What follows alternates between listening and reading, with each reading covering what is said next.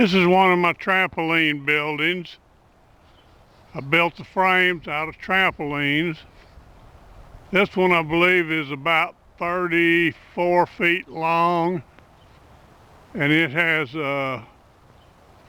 5 hoops in it, so that would be 2.5 trampolines.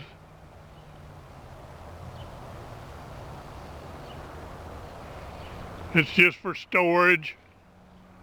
As you can see, it's full of junk. It's where I keep my toys. Got motorcycles and a car in there, covered up, but it keeps the rain off of them. I left the sides open on this one so I could walk under it or bend over and go under it from almost anywhere. I got so much stuff in it you can't walk through it. And the back section of it is a room that is for storing furniture in. But anyway, it's built. The frame is built out of trampoline frames.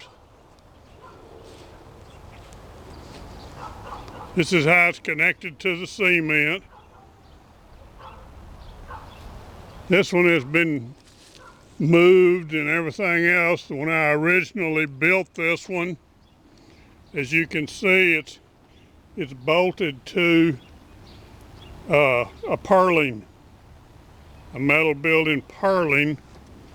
You use the legs off of the trampolines to get your height, and then you just bolt them to the cement. But in this case, I used this one. This was originally just on purlins because it wasn't even on cement. I originally used this building to store round bales in. When I lived out in the country and I had horses, and I could actually move it around. I could tie it to my tractor and just drag it anywhere I needed to move it.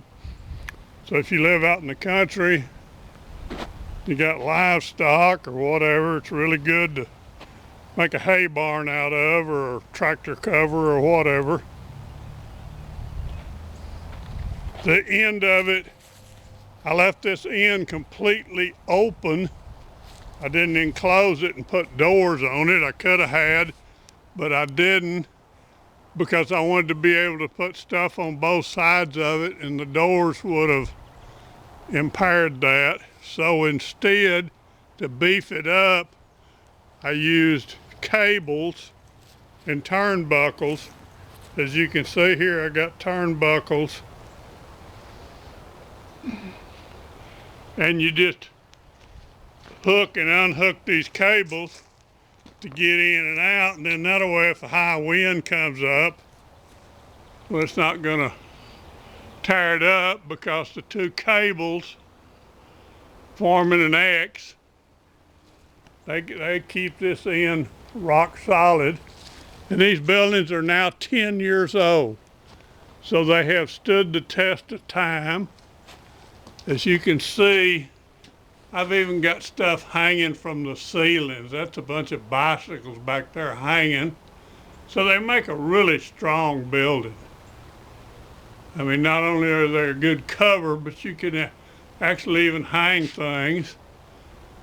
I live in Texas, so we don't have much of a snow problem, but I think they would even hold up to snow as long as it didn't get too much up there, because there isn't that much going to build up just right in the middle. The rest of it's going to fall off or slide off.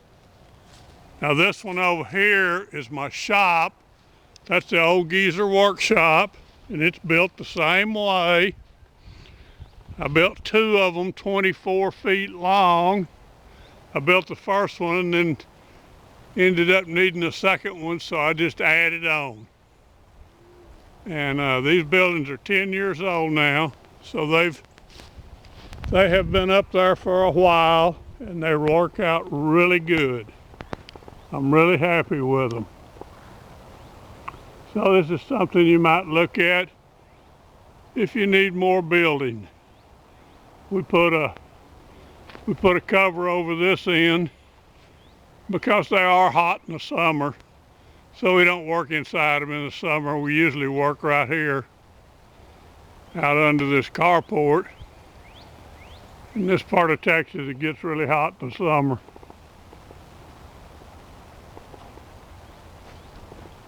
But that's how my trampoline buildings are built.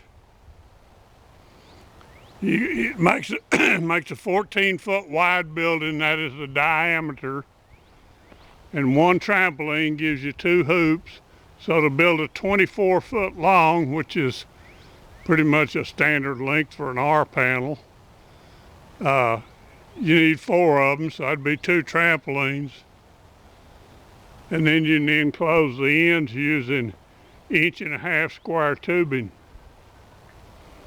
And I welded the whole thing together with just a little Harbor Freight 110 wire welder, and it's all holding good. Thanks for watching.